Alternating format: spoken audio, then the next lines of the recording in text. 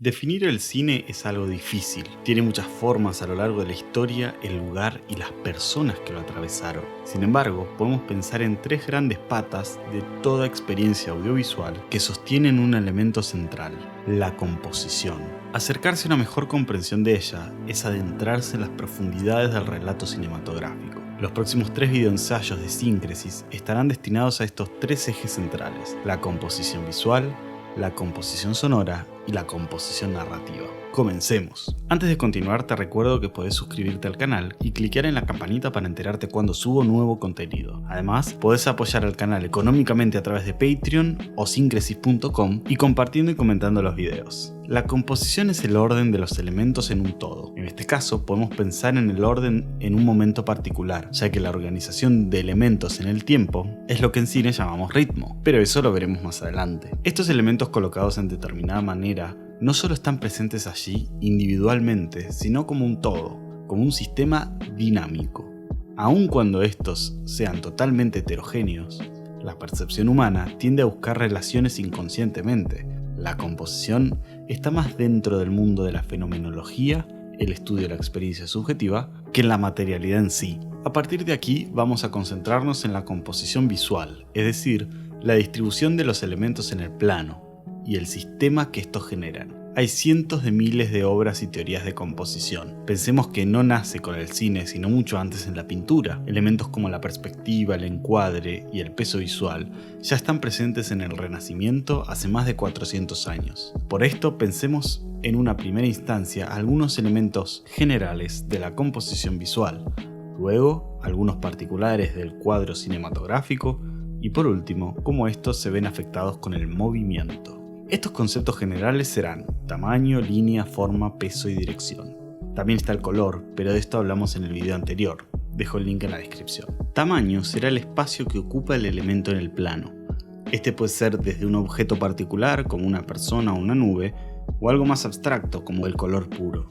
Las líneas son la unión entre dos puntos del plano, ya sea explícitas, dibujadas en el lienzo, o como un elemento que traza el ojo entre dos o más puntos. Por ejemplo, las líneas de fuga en las obras figurativas. Todos los elementos giran en torno a un punto, dando una impresión de tridimensionalidad de la que se puede extraer líneas imaginativas. Se dice que las líneas horizontales o verticales generan un efecto de estabilidad, mientras que las líneas diagonales o curvas dan una impresión de movimiento. Recordemos que estamos hablando de un fenómeno psicológico y siempre nos referimos a cómo se lo percibe.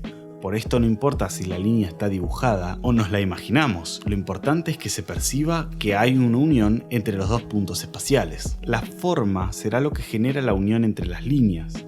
Algunas formas dan más impresión de estabilidad, como el cuadro o el triángulo ascendente, que otras como el triángulo invertido.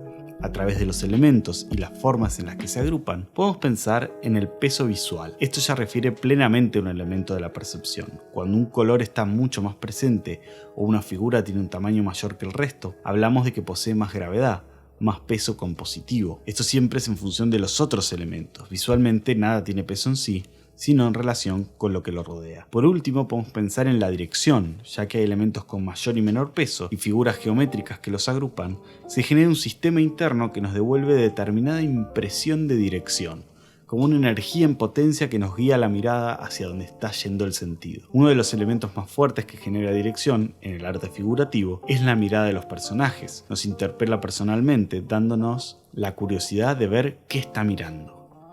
Estos son algunos de los conceptos más básicos de la composición.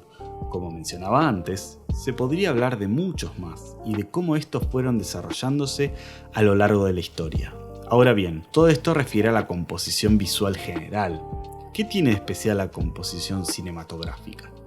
A diferencia de la pintura, donde puedo elegir cualquier tipo de dimensión, desde un lienzo pequeño a un mural, en el cine tenemos determinadas medidas establecidas. Algunas utilizan relaciones de aspecto 4/3, más cuadrado, ya sea porque era la tecnología de la época o para darle determinada impresión compositiva, pero actualmente la norma suele ser 16:9 o como mucho 2:35:1 en widescreen. Además de tratarse de un sensor y una lente en particular, hay determinadas relaciones entre los objetos que están establecidas a menos de que se la altere a propósito. Por esto, y con un lienzo muy definido, podemos pensar en elementos de la composición más ligadas a las relaciones internas del cuadro. Están en el arte, pero tienen una forma particular en el cine. Para mí, estas podrían ser espacio, balance y tensión. El espacio es, en función del peso del elemento, cuando se genera una zona liviana o cargada del cuadro. A esto se lo llama espacio positivo o negativo. Si la zona con espacio negativo es muy grande, se genera un desbalance en la composición. En general, si se encuentra en la parte superior del cuadro, no será tan fuerte como en otras coordenadas. Entre el espacio y el balance, se genera una de las columnas vertebrales de la composición: la tensión. Si hay algún tipo de desequilibrio en el cuadro, se genera un efecto de tensión que el cerebro querrá que se resuelva a un punto mayor de equilibrio. Sin embargo, la falta absoluta de tensión, como las imágenes totalmente simétricas, generan desinterés. El interés está muy ligado a la tensión. Para generar equilibrio en el cuadro, utilizamos la regla de los tercios. Colocando objetos en los 4 puntos centrales de la composición, el ojo percibe más estabilidad que si hubiera espacio negativo allí. En realidad, la regla sería de los 3/5 por la proporción áurea, pero es más sencillo dividir una imagen en 3 que en 5, e igual funciona. De esta manera podemos cargar de tensión una escena y luego resolverla llevando estabilidad al espectador más allá del guión de la historia. La narración visual es fundamental para desarrollar juegos de tensión y hacer avanzar la narración produciendo identificación en el espectador. Todos estos elementos de composición, como mencionamos, construyen un sistema compositivo.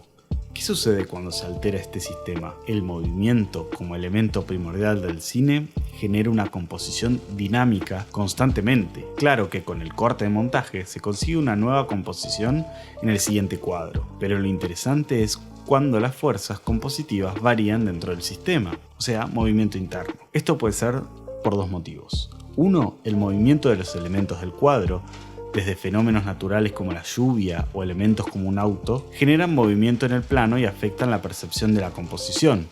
También el movimiento de los actores en escena construye espacios negativos y positivos, dando mayor o menor peso a determinada zona del cuadro y acentuando el efecto dramático. Este recurso que genera o resuelve la tensión visual del sistema se lo denomina en inglés blocking, el arte de coreografiar a los actores para narrar no solo con las acciones y los diálogos, sino con la tensión que producen los espacios negativos y positivos del cuadro.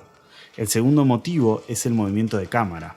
Aquí ya no es el reordenamiento de los elementos en cuadro, sino el cambio de las condiciones del cuadro en sí. Transforma el sistema en otro, no a través del salto como en el corte, sino en la metamorfosis de los sistemas. Cuando se los emplea bien, puede generar un interesante juego de tensión, siempre con los elementos que mencionamos: figuras, líneas, tamaño, peso, equilibrio, etc. Cabe aclarar que el movimiento de cámara no es lo mismo que el zoom. Mientras que el primero transforma el sistema compositivo, describiendo el espacio, el segundo lo recorta, anulando el espacio. Las dos son interesantes herramientas, pero no deben ser utilizados como sinónimos. Hay un elemento fundamental que no estamos mencionando, que es la focal, es decir, la lente, si es teleobjetivo, normal o angular, con la que se genera el registro. Es fundamental porque determina la relación entre los elementos de la imagen. Sin embargo, es extenso y amerita otro video. Si les interesa que haga un video sobre lentes, escríbanlo en los comentarios. Vamos a pensar, como siempre, en 3 ejemplos para entender el uso de la composición en el cine. El primer ejemplo está ligado a la composición pura, a pensar cómo estos elementos puntuales generan tensión en la obra. Cualquier película sirve, ya que en general los conceptos básicos de composición están en todas las obras. En este caso tomaré la secuencia de la ola en Interstellar, para hablar del tamaño de un elemento en cuadro. Al igual que los personajes, en un principio nos parece un elemento fijo a la distancia. Cuando Cooper la reconoce como ola, se genera un efecto de tensión sustentado por un montón de recursos, pero en particular por el tamaño que va adquiriendo esta en el cuadro hasta inundarlo por completo. La tensión de esta escena está construida también por el recurso compositivo del tamaño. Más allá de este punto general de la composición, podemos pensar más en profundidad cuando determinados desbalances no solo están para generar tensión compositiva, sino para construir un sentido a partir de ella.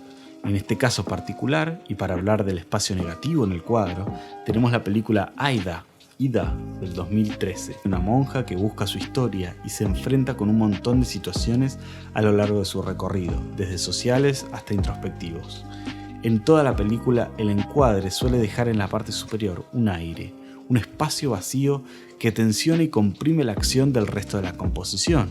Este espacio negativo es llenado por el espectador con el concepto de Dios, tan presente en el personaje. La idea de un Dios como la ausencia de sentido que debemos completar los humanos no solo es presente en la película, sino en el modo en que ésta se la encuadra, sin olvidar que la falta de color y el ratio 4/3 acentúa las tensiones y genera un efecto más centrípeto.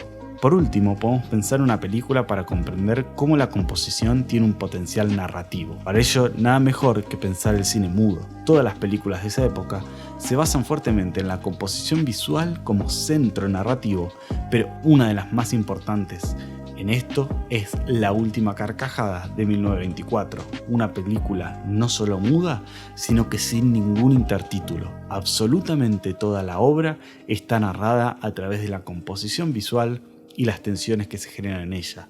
Vale la pena ver, aunque sea una parte. Para concluir, reforzar la idea de que la composición visual es una de las patas del cine.